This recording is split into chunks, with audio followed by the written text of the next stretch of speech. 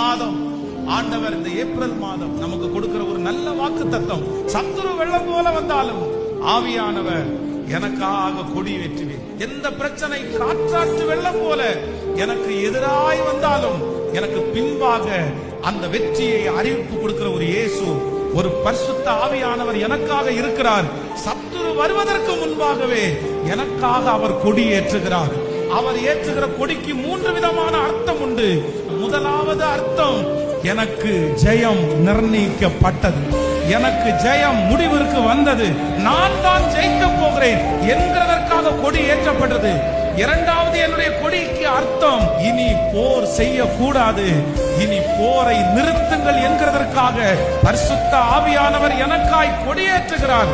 மூன்றாவதாக, எனக்காக பரிசுத்த ஆவியானவர் கொடியேற்றுவதற்கு அர்த்தம், என் பிள்ளையினுடைய ஜெயத்தை விளம்பரப்படுத்துங்கள்.